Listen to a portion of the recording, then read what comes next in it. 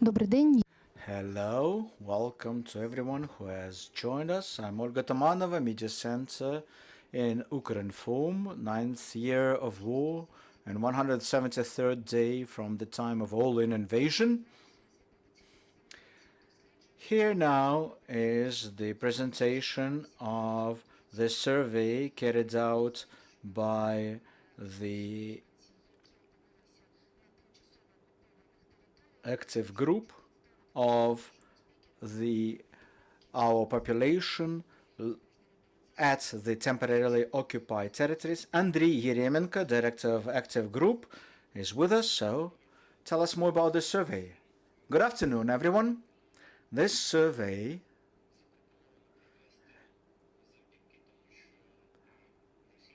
was suggested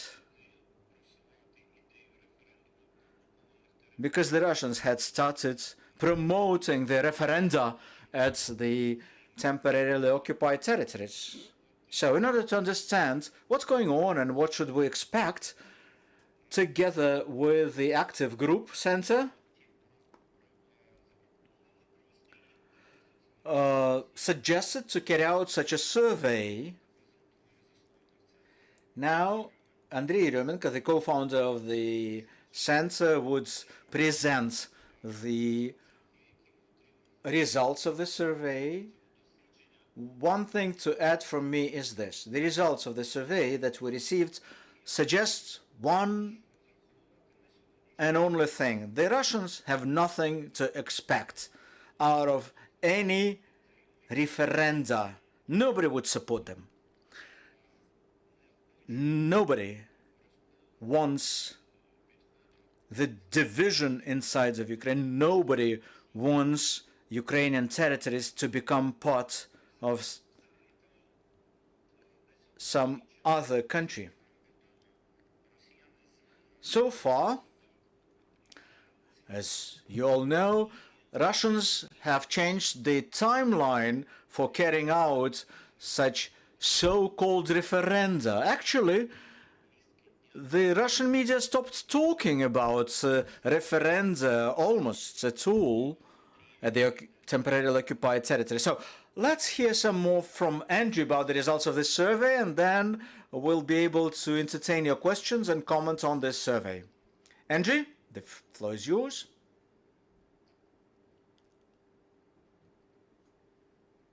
Good afternoon. The clicker works. Okay. First of all, this survey. Any surveys at the temporarily occupied territories becomes a challenge indeed. We have claimed that we use a combined methodology, which means that we have been calling people not by landlines but over Viber, Telegram, Signal. With others, we have sent questionnaires, then processed the responses to those questionnaires. So just rest assured that it's an uphill battle to survey the temporarily occupied territory. So far, we received 600 valid responses, meaning that these are people who are actually living there. So 600 valid responses. So the results are these. What emotions do they feel? The biggest emotion is fear. Whatever they say, that we've been liberated and the liberators have finally liberated us. So still the top three feelings are fear, being scared, and hatred. Can you tell us which territories you've been running the survey at? Well, first of all, the south of Ukraine. By and large,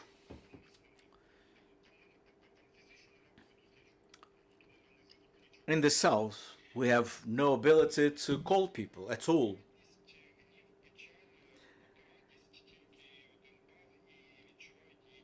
joy, only 1%. So all in all, there is about less than 10% of those who are waiting for the Russian world. Have you been involved in meetings? Yeah. The majority responded that they did attend those meetings, pro-Ukrainian meetings and outdoors events.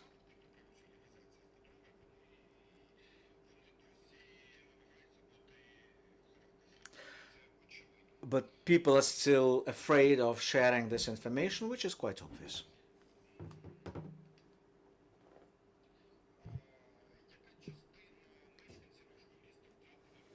Which percentage of your residents got unemployed? Almost everyone, which is not unexpected because the business life in the temporarily occupied territories almost stopped. Do you believe that the actions of the Russian Federation are valid and could be explained in the south of Ukraine? 1% said fair, the rest unfair.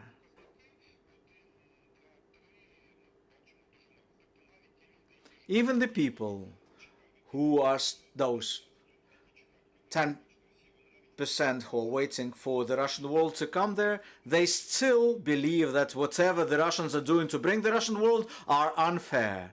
But still, unfortunately, about 10% of people are still waiting for this Russian world. How would you assess the logic behind occupying your territory?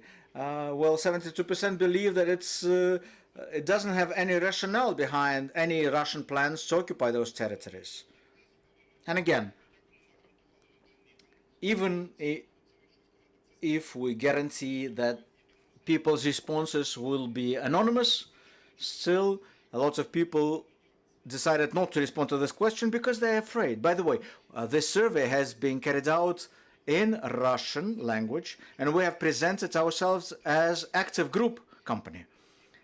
But accidentally, it just happened so that there is similar, the company with the same name, Active Group in Russia. And so some people might have mistaken us with them. But still, almost everyone believes that the Russian claims on our territory are unfair, even those who are waiting for the Russian world. Which of the above follows your thinking pattern? 61.5%. These territories are part and parcel of Ukraine. 6.8% should be part of Ukraine, but as a federation, well, victims of propaganda. 6.8%, the same amount, claim that these southern regions of Ukraine should become part of the Russian Federation. So even though they believe that we are a Russian company with the same name, Active Group, still it's only 6.8%. So what would be your security if Russians will occupy your territory? 66.8% believed that the security arrangements will become worse. Nobody expects any good coming from Russia, even those who are waiting for the Russian world, which is not surprising. So they're waiting for something that would bring worse lifestyle for them. Well, that means that's how many people with such lack of logic living here. If Russia controls these lands, will your lifestyle improve? No. 72.7 plus 16.7% claimed, which is almost 90%, claimed that lifestyle would only deteriorate. And the final question.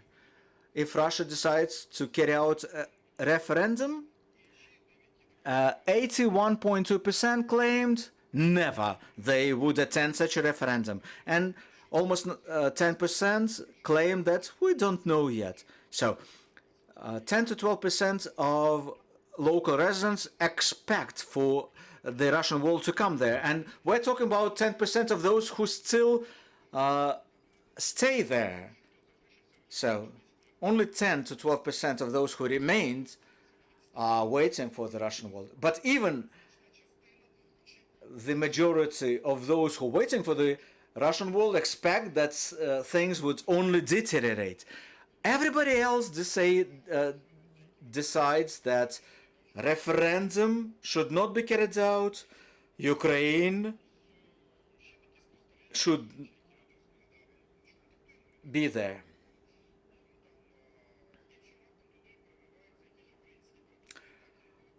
Sometimes some Ukrainian products could be sold in those temporarily occupied territories, and there will be a line waiting to buy them because everybody believes there that the Ukrainian products are of a much better quality than coming from Russia. Other stories we heard from people: I've been robbed, my car was stolen, they've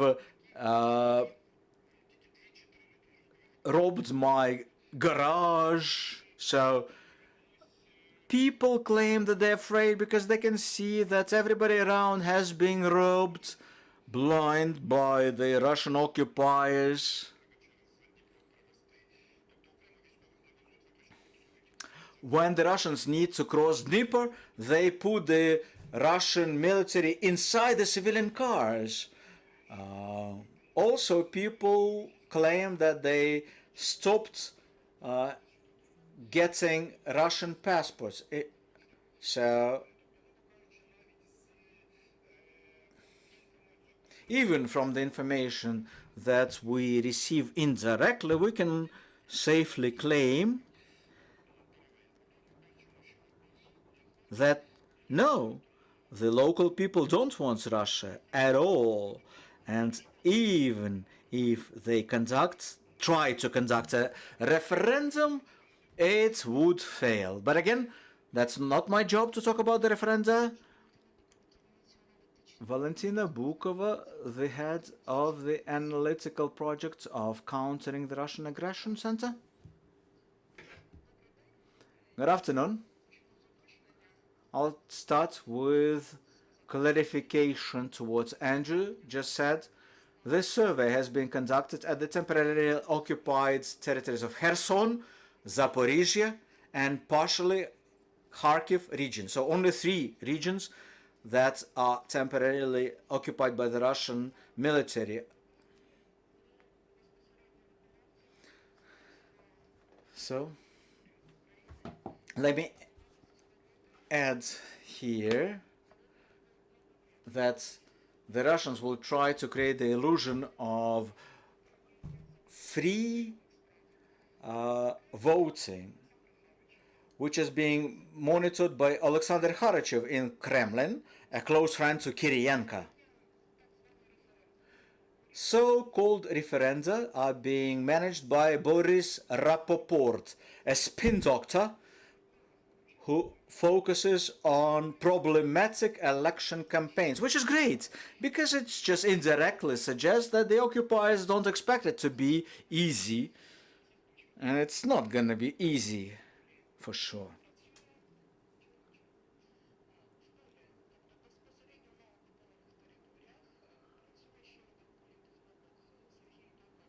There is Sergei Tolmachov working in the field. His official position is vice governor, or so-called vice governor, of course, of annexed Sevastopol. He is deputy to Aksyonov, basically. Sergei Tolmachov is an expert on black PR, as well as on using administrative resources in running election campaigns. Thus, we can clearly see that the Kremlin is using the personnel that clearly suggests that it's not going to be a free election at all. But that's just an indirect support of what we knew before that. So both Tolmachov and other spin doctors in their numerous interviews in Russian mass media try to create such an information background which would allegedly claim that the population of the temporarily occupied territories of Ukraine could wait for nothing else in their life but the referendum to happen. The occupiers do this without any finesse. Nobody has any illusions that that's going to be a free expression of people's will. Why am I claiming this? This whole referendum campaign is being run under the slogan, "Together with Russia." They conducted fora under this motto in Melitopol, Kherson, I'm not sure about Kharkiv region. So that's the motto that they use to run propaganda in the temporarily occupied regions. So it's not that the population defines the future, because referenda about the future is choose between this or that. But here, all they claim is together with Russia and nothing else. Let me quote from the conclusions of the forum conducted in occupied Melitopol. Sorry for quoting in Russian. We, the participants of the forum together with Russia, the people of Zaporizhia region, various social strata and professional unions, claim that we tie our future and the future of our land with Russia. Well, first of all, look at what they say. People of Zaporizhia region. So for 80 years we heard that there's some mythical people of Donbass region existing, even though they have no language or national dress or something that would identify them as a separate people. Now, all of a sudden they have a separate so-called people of Zaporizhia region. Apparently there will be separate people of Kherson region and separate people of Kharkiv region, right? So, based on pro-Kremlin polls, this becomes one of the tools of the Russian propaganda, which is called Big Wagon, joining to the majority. So when people claim that 90% of people dream about joining Russia, or we are just supporting the people's will, and then local residents think to themselves, oh well, 90%, well, fine, let me vote for this as well. So that's just way of brainwashing and programming people, especially those who still doubt what might be the right decision.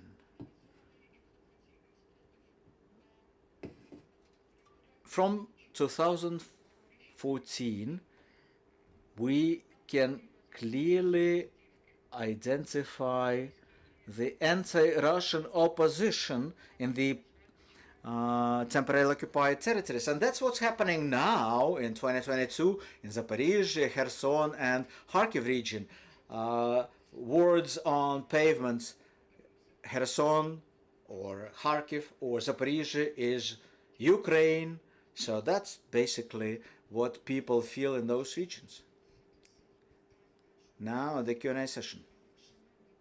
Colleagues, your questions? Please use the mic. Ukrinform.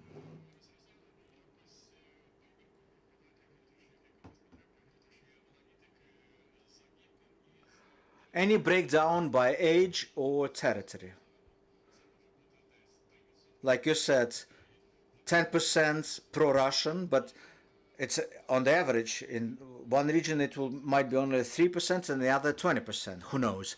And the second question is education sphere. it would be curious to know how many people there in the temporarily occupied territories are ready to send their kids to go to schools with Russian teachers coming there. So how many of them would be ready to send their kids back to Ukraine or with wait for letting their kids to go to Russian schools? Yeah, we did look at those breakdown categories, but when we talk about thousands of respondents, then we can say 1/5 is statistically important category indeed, but 1/5 of 600, which we had here, would be on what, 120. So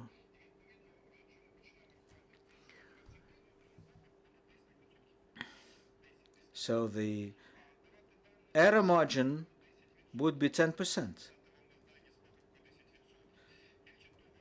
It's not a job to share any data with 10% error margin. And any age or territorial breakdown for a survey with the number of respondents less than 1,200 just doesn't make sense.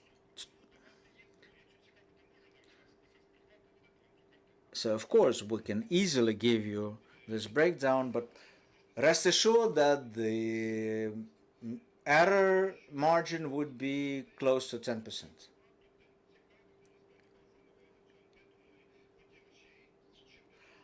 Coming up with this questionnaire, we had to restrict ourselves because we're afraid that the respondents would not be able to fill in the full questionnaire. So that was just the first one. The next one hopefully will run at the already liberated territory by the Ukrainian armed forces. Let me add to this. Get closer to the microphone, please. Oh, sorry. So back to your question about the breakdown of our respondents.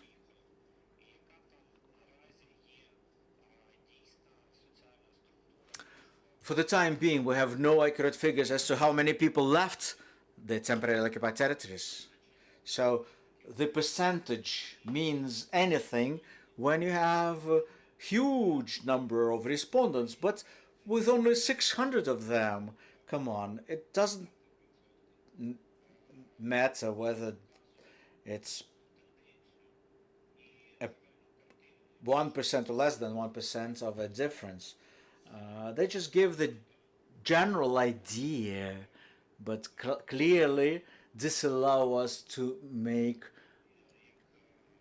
statistical conclusions. So like Andrew said, not enough respondents to make this happen. On the other hand, well,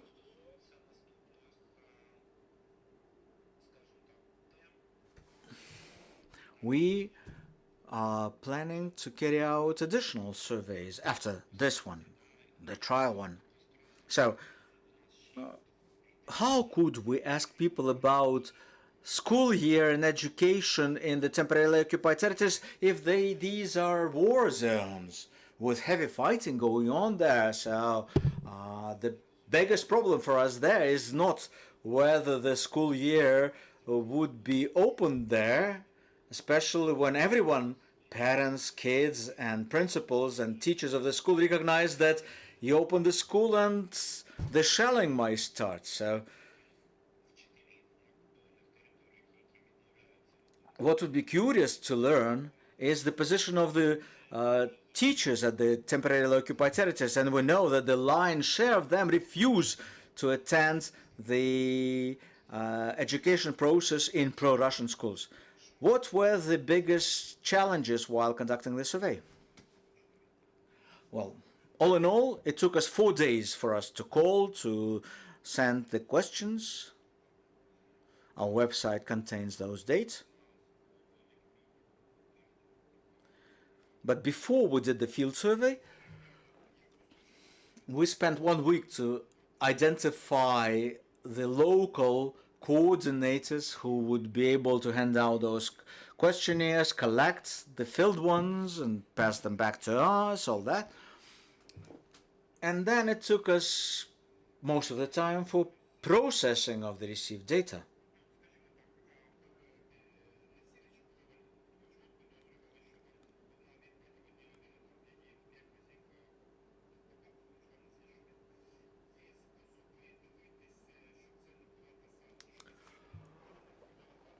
Once we identified one and the same person responding 3 times to the same questions with the identical answer. So it took us a couple of days to identify this. But the survey happened within 4 days. So, like you said, 9% of all of your respondents claim that they will be willing to attend so-called referendum. Does it mean that they will go there to vote in favor of the Russian occupiers, or they just said that, oh yeah, we're ready to go there and say Russia go out? Well, like we said, 10 to 20%. These are people who still believe that something good will come out of this whole invasion.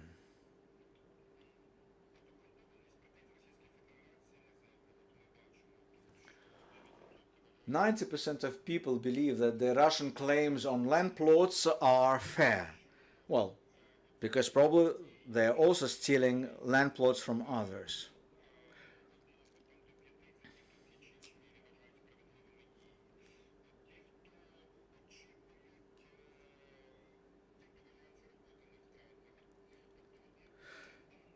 Also, people who are still employed, well, then they say, well, fine with us. But that doesn't mean necessarily that they support the Russian invaders. They just claim that they are okay with the status quo. Let me add to all this. Regardless of how many people out of our respondents are pro-Ukrainian or pro-Russian, well, we all know that it doesn't matter how many people come to referenda. If Kremlin decides to run the referenda, they know exactly what would be the outcome of them. This Mr. Tolmachov, I mentioned already claimed in the interviews to the Russian mass media, claimed that even if it happens, that's going to be electronic voting. Oh, come on. It's going to be exactly the figure that the Kremlin has already come up with. Secondly, voting at home, not only for limited number of residents like bedridden or physically disabled. Instead, they claim that they'll do it massively. So what's going to happen is that the pro-Russian activists will be visiting the apartments escorted by the armed Russian occupiers. Well, with a gun pointed at you, how would you vote? Next, they claim that the referendum will be carrying out in 7 days' time. Well, come on, 1 week? Well, 60, 70, 80, or even 90%, well, 106% most likely. Thank you for this survey. Thank you for being with us and sharing it with us. Once again, I would like to remind you that these were representatives of International Center of Countering the Russian Aggression. I am grateful to you, colleagues. Let me remind you that our next briefing will happen at 1 p.m. Stay with us. We're going to be discussing the situation in the south of Ukraine. And one brief comment. The results will be published in a number of languages. At Andrew's website, you can get those figures in English, German. No. It's going to be available in German in an hour's time. Thanks a lot. That's active group website, right? Yeah, right. So check out on the results there. Stay with us.